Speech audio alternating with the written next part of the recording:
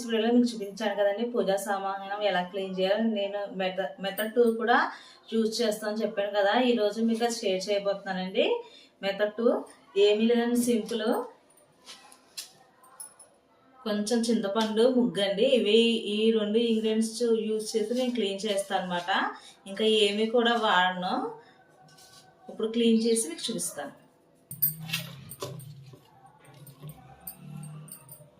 అందరింట్లో ముగ్గు, ఎవరింట్లైనా ముగ్గు, చింతపండు అందరింట్లో అవైలబుల్గా ఉంటుందండి. ఇది మనం ఏం బయటకు వెళ్ళి అప్పటికప్పుడు కొనుక్కుని తెచ్చుకునే వస్తువు ఏమీ కాదు, ప్రతి ఒక్కరింట్లో ఉంటుందండి ఇది.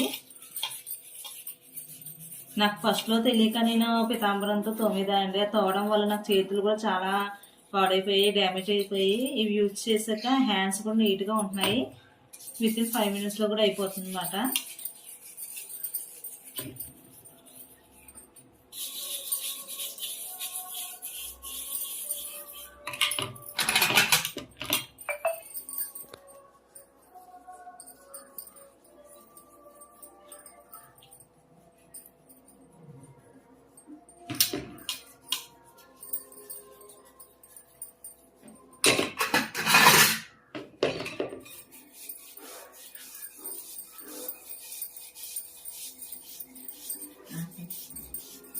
ఎంత క్లీన్గా ఎంత నీట్గా తోమానో ఇప్పుడు ఇది మీకు వాష్ చేసి చూపిస్తాను అనమాట.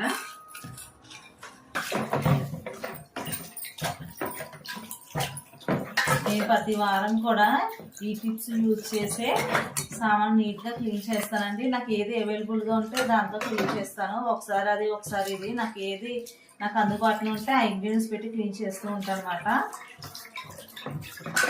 మనం బయట కొనుక్కునే, మార్కెట్లో కొనుక్కునే పితాంబరం సబీనా కన్నా ఇది చాలా బెటర్ అండి. ఎలాంటి కెమికల్స్ కానీ, ఎలాంటి యాసిడ్ కానీ ఇందులో ఏమీ కూడా ఉండదు. న్యాచురల్గా మనం క్లీన్ చేసుకోవచ్చు. అన్నీ కూడా మన ఇంట్లో ఉండే వస్తువులతోనే మనం క్లీన్ చేసుకోవచ్చు. చూడండి ఎంత నీట్గా సేమ్ మన పితాంబరంతో తోమినట్టే వచ్చాయి. నేను ఎక్కువగా ఈ రెండు మెథడ్స్ యూజ్ చేస్తానండి.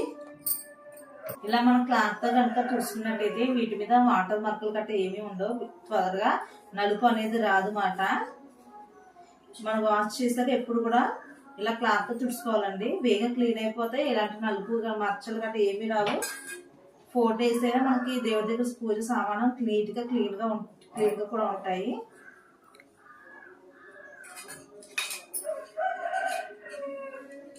ఇదిగోండి మీకు లైవ్లో తోమి చూపించాను నేను.